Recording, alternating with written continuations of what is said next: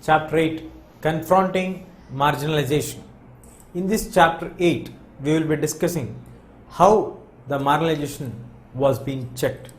How did the Constitution of India try to promote the interest of the weaker sections?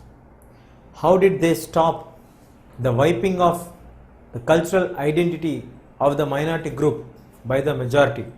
How did they promote the minorities' interest, their culture and their rights to preserve them, and also formulated certain rights to ensure that there is equality and they are meted with equal treatment in the society. So in this lesson we will be discussing about all the constitutional rules or laws which give strength to have equality in the society and also to avoid any kind of discriminations which are meted with the marginalized groups. First, let us see here, invoking fundamental rights. Through the fundamental rights, the Constitution of India has guaranteed the right to equality to all the individuals who are born in our country. There is no base like a caste, a religion, a region, a language or color or creed or anything else which can discriminate any person or basing on his birth also. So there should not be any discrimination. If you are doing any discrimination, that is wrong. You are eligible to get punishment if you discriminate somebody on the basis of the natural tendencies which happen in our life and also some of the societal trends which we have, like the caste system, the rich people, the poor people, like that. So first, through the fundamental rights, they have guaranteed the equality to every individual in our country. And moving on to first, how did these marginalized groups get benefit from the government? The marginalized groups got much benefit, but it took a lot of time for them. First, they have made the government to recognize the injustice which has been done to them. How can the government recognize? Because without knowing what is the problem, we cannot find the solution. When you know what is the problem only, we can try to find out what is the solution. So in this process, first the marginalists try to highlight what is the injustice that is happening to them, and that has to be noticed by the government, and it got registered in the government that this kind of injustice is being meted to the people. These are different kind of injustices which the people of the lower caste, the scheduled caste or the Dalits are facing. And later, second, then the government is given the responsibility to ensure that the injustice doesn't happen again through its laws, and if anyone crosses the limit, he is going to get punishable offense, because if you cross the limit, it is a punishable offense. So he is entitled to get some punishment for his acts, for what he had violated the constitutional rules or laws. So first they made the what is the injustice that is happening to them, that to get recognized by the government, and later the government has recognized that one, so immediately government will respond to stop that kind of injustices which are meted to the people and formulated certain laws. Once the laws are formulated or which are already in existence that are not getting implemented properly in a particular region, so the injustice is happening. So the government has taken the responsibility to implement the laws perfectly in that region, and if necessary they have also framed certain new laws within the spirit of fundamental rights and the extension of the fundamental rights, like right to education has been added recently to all the children aged from 6 to 14 years of age, that is 1 to class 8.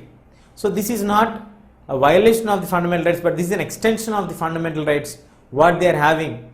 In that right to equality, they are also giving the chance for them to get equally educated with the other citizens of the country, and Article 17 of the Constitution guarantees for the individuals that any kind or practice of untouchability is an offence. If we look at the Hindu caste system in our country, from the Manu Dharma Shastra till date, we have the division of the human beings basing on the work they do. It was mentioned in the Manu Dharma Shastra that we have fourfold caste system. One is the Brahmanas, those who perform the religious rituals to the gods, the deities and all. Then we have the Kshatriyas who rule and who govern. Then we have the Vaishyas who do the trading business. Then moving on to the Sudras. The Sudras are doing all the other menial works. So this fourfold caste system, as the centuries passed, it became very, very rigid, and now it is being strictly enforced for many categories of people. Especially the Sudras are considered only to work for the higher caste people. So if we look in the 17th and the 18th centuries, the entry of the Sudra caste people into the temples or the public places or to have the common dining are being strictly prohibited for them. So these kind of prohibitions which are there in existence for many centuries in our country is first brought to the notice of the government that like this inhuman treatment is being meted to the people of the marginalized groups who are considered as lower caste groups, who are considered as Dalits. So once it is clear, the government understood what is the pain that the people are suffering because of this old custom of caste system. Later, the framers of the constitution framed such laws which prohibit all these kind of discriminations at any other cost in the country after India gets independence. So Article 17 strictly prohibits any individual or any practice of untouchability. If it is reported, it is a punishable offence. So no one can discriminate the other one. No one can discriminate or keep a group aside. No one is denied the entry into the temples. No one is denied entry into the public places. No one is denied entry to have the common dining with the other groups together. So this is called first recognition, then enforcing the law is the responsibility of the government. If anyone violates this, the government takes the responsibility and to give strict punishment to them and take stringent action against the group so that they don't repeat this kind of actions, or anybody else also do not dare to perform this kind of actions. And Article 15 also supports to Article 17 by 15 states that any form of discrimination basing on the caste, color, creed, region, religion or any other divisions cannot be entertained. If anyone is following this, he is liable for punishment.